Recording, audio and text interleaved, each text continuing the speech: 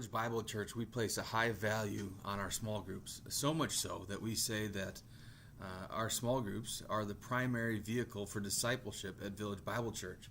So having said that and believing that, we greatly value our small group leaders. And so you're watching this video, maybe you're already a small group leader, and this is provided for you to kind of lay out what your responsibilities are as a small group leader, or you're thinking about becoming a small group leader. Maybe someone's challenged you to think about leading a small group, and the natural question is, well, what do I do as a small group leader? And here, coming into the fall of 2016 at Village Bible Church, we've put together a new job description of our small group leaders. And in this job description, we have three primary purposes of a small group leader, three areas that are primary. Small group leaders do so many things, but what are the three main pieces of a small group leader and what they do, their purpose, their function in the life of the church, and specifically in the life of a small group? So we're going to have three videos that capture the essence of these three. The first one that we're going to talk about today is shepherding. The second one is the study.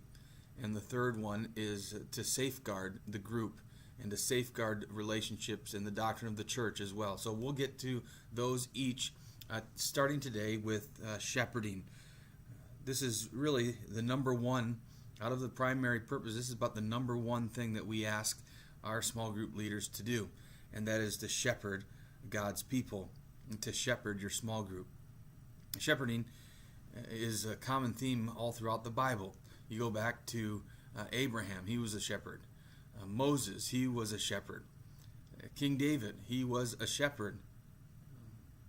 The angels announced the birth of Jesus to the shepherds, and then Jesus, although he was a carpenter, he called himself the Good Shepherd in John chapter 10. The book of Hebrews calls Jesus the great shepherd of the sheep. That's in Hebrews chapter 13. In 1 Peter chapter 5, Jesus is called the chief shepherd.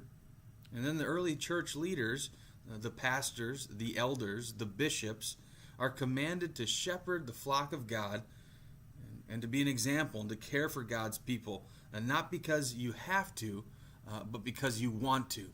And that's the challenge to a small group leader. Listen to these words. Because a small group leader is really serving as an elder to their flock, which is the small group. 1 Peter chapter 5, verse 1.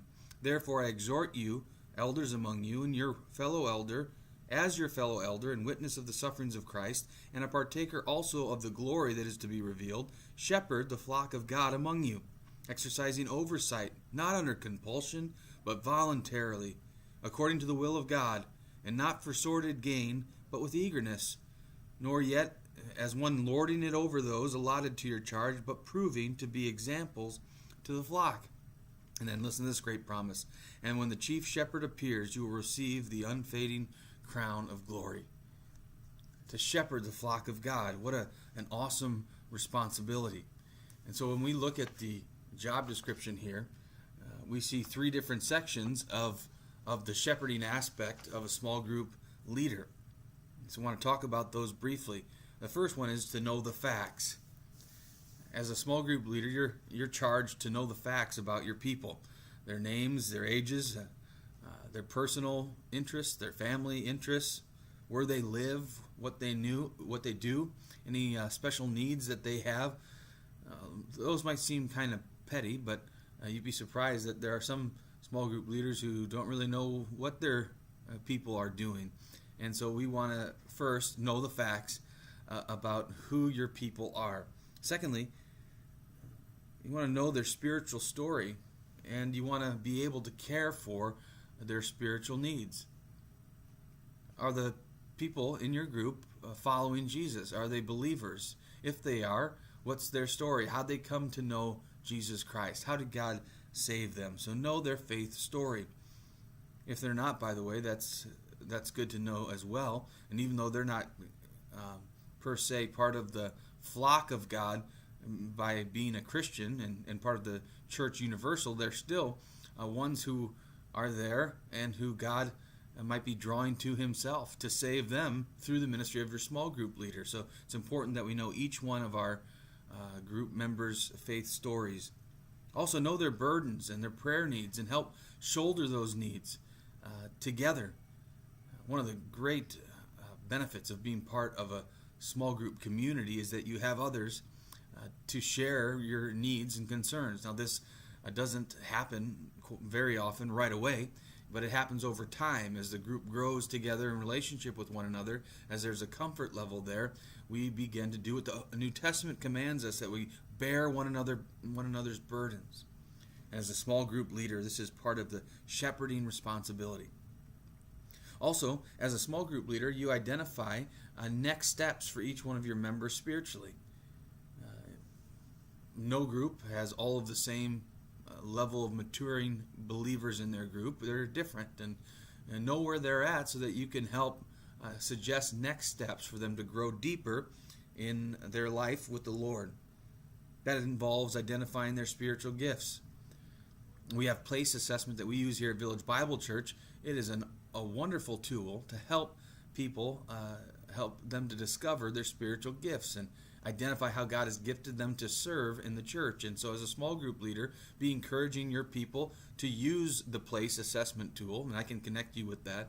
Use that tool to help develop your group members' spiritual gifts. And then use those gifts, plug them into service to the Lord here in the life and ministry of Village Bible Church and beyond. What a wonderful thing it is that you could look back in your small group, and as you shepherded the flock that God has given you, that you would have those then who would go on and maybe even shepherd their own small group and would participate in the life and ministry of Village Bible Church or around the world. And that happens, and that comes back to the work that God is doing through you as you shepherd the people He's entrusted to you. So you know the facts about them. You know their spiritual story, where they're at. You are working with them to help shoulder their spiritual needs and get them to the next level in a deeper relationship with the Lord. And then you want to walk through the storms of life with your small group members, with your people, to provide care for them, whether it's a hospital visit, whether it's a home visit, or bringing a meal to one as a blessing. Maybe it's ministering to them through a job loss or a major move. All these times of crisis, this is when the small group really comes together and helps meet the needs that can be so pressing and so really devastating according to the difficult seasons of life. And so you, as small group leader, take charge to be the one caring for your people. This is part of shepherding, to shepherd the flock of God, Peter writes, to care for them, not out of compulsion, but voluntarily, because you want to. And when the chief shepherd appears, you will receive the unfading crown of glory. What an amazing promise that we have, and an amazing responsibility as well.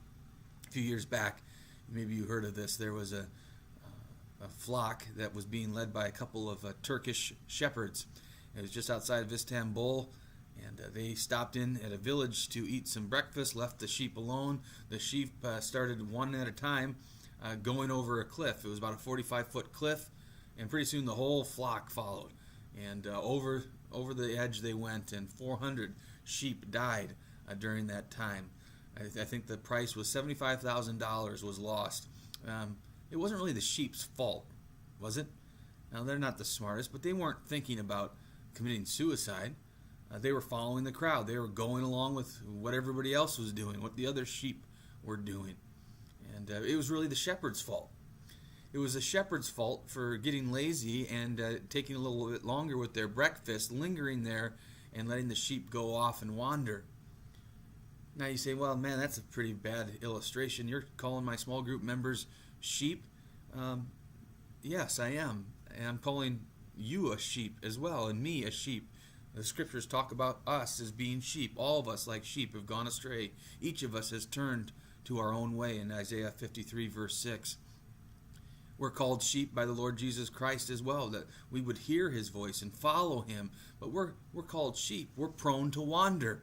Like the hymn says, prone to wander, Lord, I feel it. Prone to leave the one I love. And we're prone to that. And so we all need shepherding. by the chief shepherd, the Lord Jesus Christ, but then his under shepherds, pastors and elders, and by our small group leaders who are caring for, providing the care, shepherding the people of God. And so it's on us to lead our people well. It's on us to direct them and navigate the storms of life. It's on us to care for and provide for their spiritual needs. This is a weighty responsibility, but we take this seriously here at Village, and we want you to get fired up about it and to realize this is part of the job description. It is to shepherd the people entrusted to your care in your small group. I'm going to copy this link in the email here, but I commend to you to read just a short book, The Marks of a Spiritual Leader by John Piper. In the link that I include with you, there's a free download, so you can download it in any version that works best for you. Download it, read it. As a small group leader, I'm sure it will bless you.